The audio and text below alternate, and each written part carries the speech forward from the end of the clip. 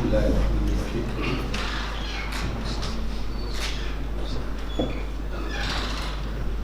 Dear distinguished ulamas and brothers, আমি আসলে ওই বাংলা হয়তো ভালো বলতে পারছি না শুনে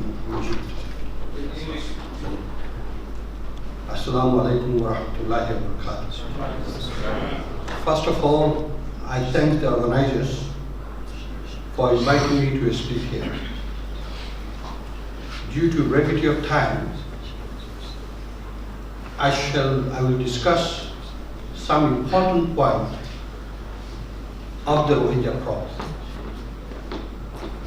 It is a long-standing problems of ethnic, religious, and political persecution, which has been going on more than 70 years, right from 1942 Muslim massacre in Arakan. Particularly from 1942 military takeover, military rule, the successive Burmese regimes, they seem determined to expel the Rohingya people, to exterminate the Rohingya people to the last man, as treating them as human garbage, like the ethnic cleansing and genocide in Bosnia and Kosovo. For decades, the defenseless Rohingya have become stateless in their own homeland, in their historical homeland, ancestral homeland, and refugees beyond the borders of Burma, and all their fundamental human rights, I shall say rights of man, have been under humiliating restriction. As the Mullah Namul Haq has given picture, even we cannot move from place to place. The movement of freedom of movement, education, marriage, and right to work, all these have been under humiliating restriction.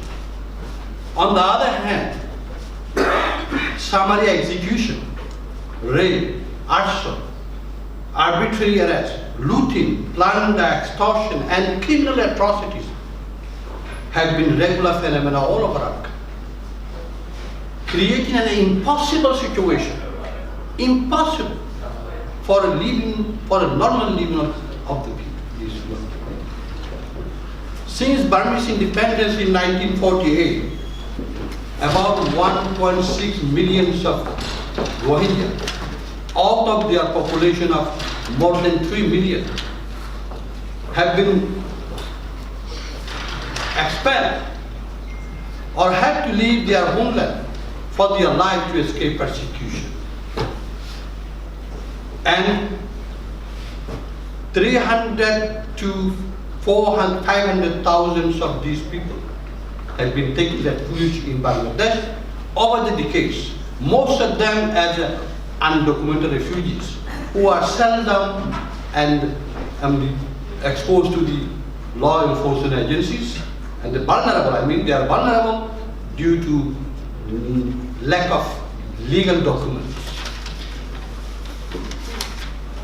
Rejected in Burma and unwanted in Bangladesh and elsewhere, these Rohingya people, as the United Nations has described, as the most persecuted people in the world, are without a country, are adrift on the ocean of sorrow, a case of Oahu.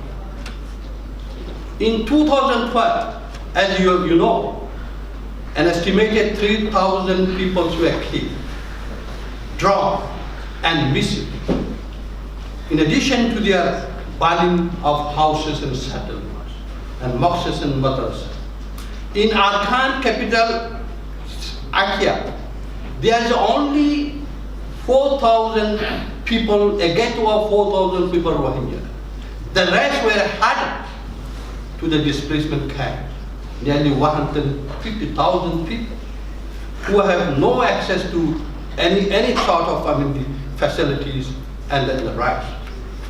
They are trapped and living in a squalid displacement camp, which the New York Times have described as a 21st century concentration camp. While living in subhuman conditions, from 9 October, under the pretext of so-called cleansing operation, the military and security forces are indulging in killing, raping, and burning the people, torching their houses, mosques, madrasas, destroying foodstuffs and food products, totally unobserved, totally unobserved by the rest of the world, as the area has been sealed off, allowing no international observers and researchers and journalists, and allowing no humanitarian aid access to the areas.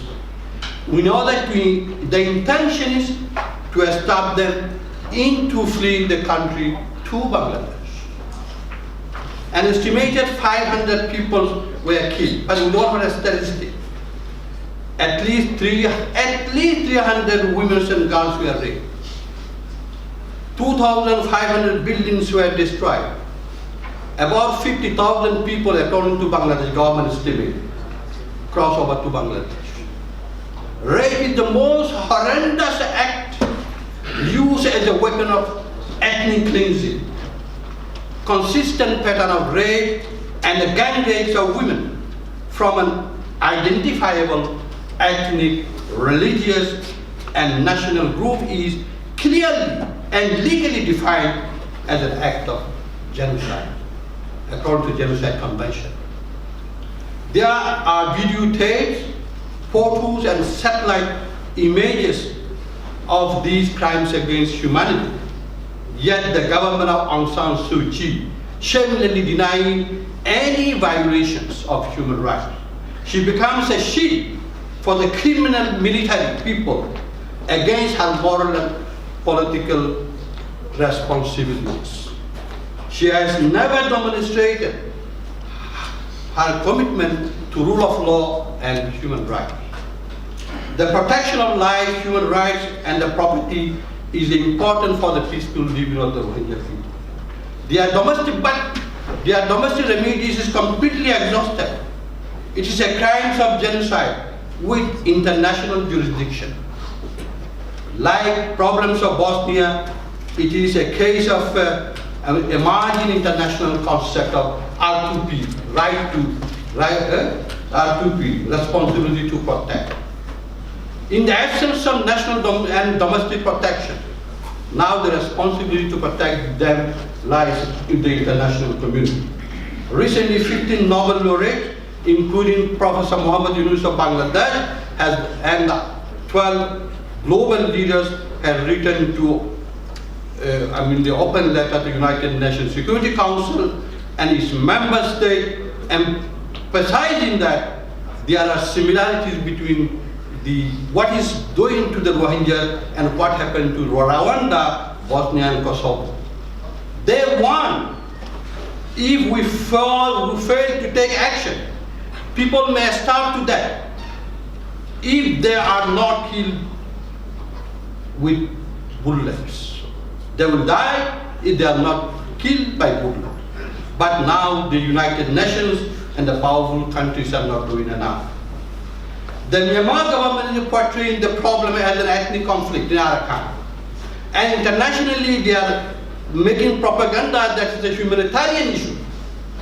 But as I mentioned, this is a problems of political, religious, and ethnic persecution to re-target of the Muslim population and to turn this area into a completely Buddhist region.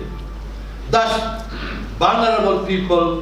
these vulnerable people, in principle, do not like to live a life of humiliation as refugees permanently in Bangladesh. And in the same way in any other countries, humanitarian intervention is the only option to prevent further deaths and further destruction to these people. Specifically, all these Rohingya people need a safe zone, particularly in their own land, in the northern Assam, where the neighboring brotherly Bangladeshi people and the government need to play a key role. Meanwhile, the UN-sponsored investigation should be immediately conducted into atrocity crime committed against the defenseless Rohingyas in Arakan and bring the perpetrators in justice. In conclusion, I request you to please raise your voice for our voiceless and helpless people.